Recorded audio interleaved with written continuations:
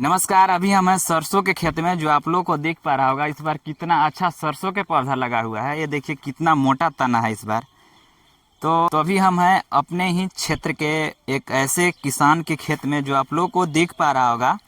इस खेत में सरसों के पौधा को बोया गया है।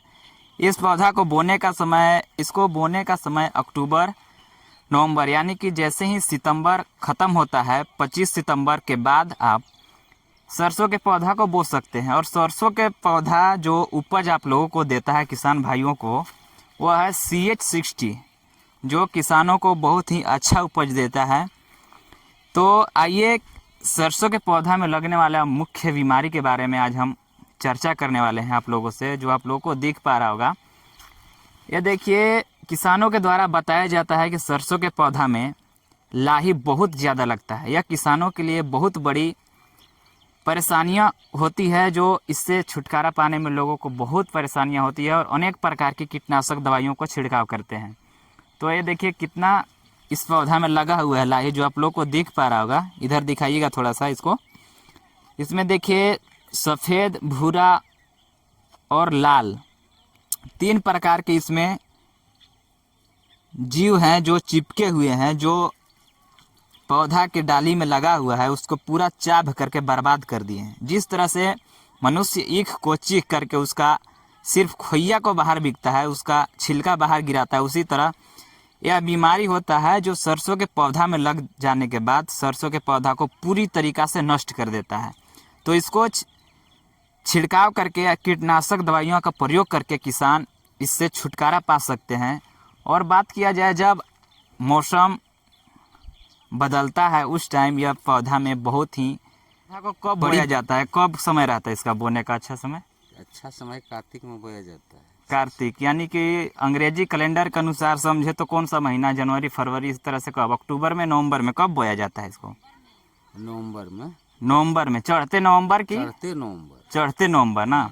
और उससे बुनने से कीड़ा मकोड़ा कम लगता है, और उससे पिछाड़ी जो होता है उसमें कीड़ा मकोड़ा के ज़्यादा ही होता है। अच्छा, कीड़ा मकोड़ा लगने के बाद हम कौन कौन सा इसमें दवाई का प्रयोग करके कीड़ा से छुटकारा पा सकते हैं? कीड़ानाशक झोंकते हैं जिनके पास बनता है वे, और जिनके पास नहीं बनता है, जिनके पास लापरवाही है यानी पैसा नहीं है, उसका तो वैसे ही रह जाता है। अच्छा, सूख जाता है। देखा जाता है कि किसानों का सबसे बड़ा परेशानी होता है मौसा, जो देखा जा रहा है कि इसमें लग जाता है लाही, तो लाही छुटकाने के लिए अनेक प्रकार के कीटनाशक दवाई का प्रयोग करता है। मगर किसी किसी का वह कंट्रोल होता है, किसी किसी का कंट्रोल नहीं भी होता है। तो पूरा सरसों का जो खेत रहता है कितना भी दूर में कर दीजिए, मगर लग जाने के बाद वो पूरा बर्बाद ही कर देता है, पूरा खत्म हो जाएगा।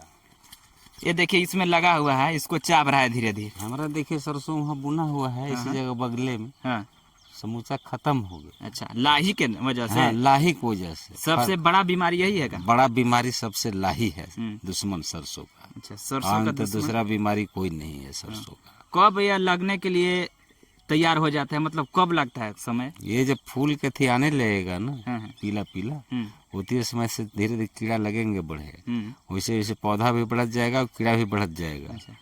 और जब खत्म हो जाएगा तो लोग भी खत्म हो जाएगा, यानी कि दूसरा जगह चला जाएगा। हम लोग को उतना पता नहीं चलता है, लेकिन उसी प्रकार से कीड़ा इसमें बढ़ता है। अच्छा, तो जो बीमारी लग रहा है सरसों में, ये और दूसरा पौधा में भी, दूसरा फसल में भी लगता है? हाँ, दूसरा फसल में भी लगता है। यही वाला? हाँ, लाही का बीमारी दूसरा फसल में भी, यही कीड़ा दूसरा चीज में भी बैठ जाता है। ये देखिए इसमें सफेद कलर के दिख रहा है, भूरा कलर कैसा ही रहता है। बहुत छोटा छोटा कीड़ा रहता है, वो हिटता है इसमें, हिटता रहेगा, लेकिन बहुत छोटा छोटा है। अगर जो हमारा किसान भाई लोग वीडियो देख रहे होंगे, उन लोगों को आप इस बीमारी से बचने के लिए क्या उपाय बताइएगा? बचने के लिए ही उपाय है, कीटनाशक दवाई दिया जाता है, वही उपाय है। नहीं तो दूसरा उपाय किसान के लिए तो अपने हाथ में बहुत कम अति करता है। अच्छा, तो एक और आपसे बात हम पूछना चाहेंगे कि अभी जो किसान हैं इसको हर बैल के माध्यम से पूरा खेत में बो देते हैं, इसी तरह से छिड़काव करके सरसों के बीज को। मगर यही चीज को अगर वैज्ञानिक तरीका से किया जाए, लाइन में सरसों के पौधा को बोया जाए, तो इससे क्या फायदा हो सकता है किसानों को? फायदा और हो सकता है कि इससे डांठ मजबूत भी करेगा, बिया कम लगेगा, मेहनत करने में भी फायदा होगा किसानों के। हमारा समय से ही है।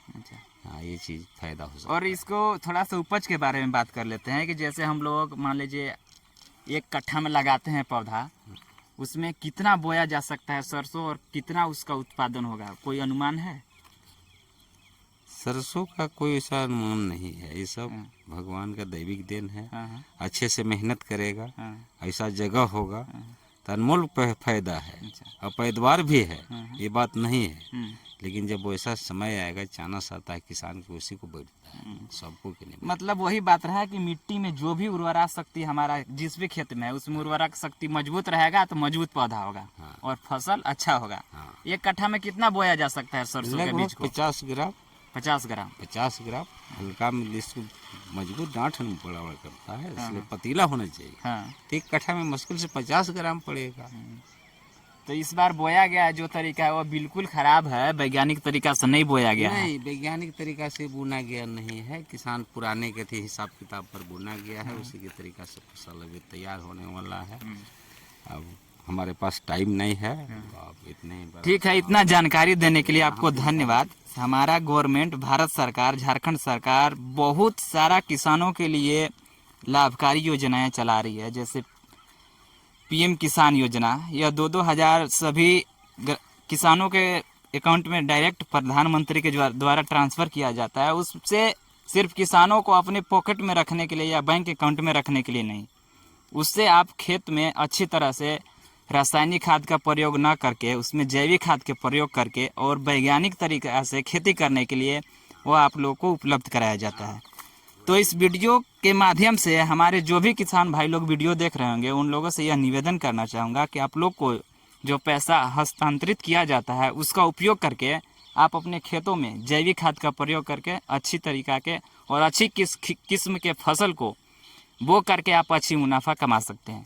आज की वीडियो में इतना ही, फिर मिलते हैं इसी तरह के इंटरेस्टिंग वीडियो के साथ और अच्छी फसल दिखाने का प्रयास करेंगे और जो किसान हैं उन लोगों से बात करके अगली वीडियो में दिखाने का प्रयास करेंगे। तब तक के लिए जय हिंद।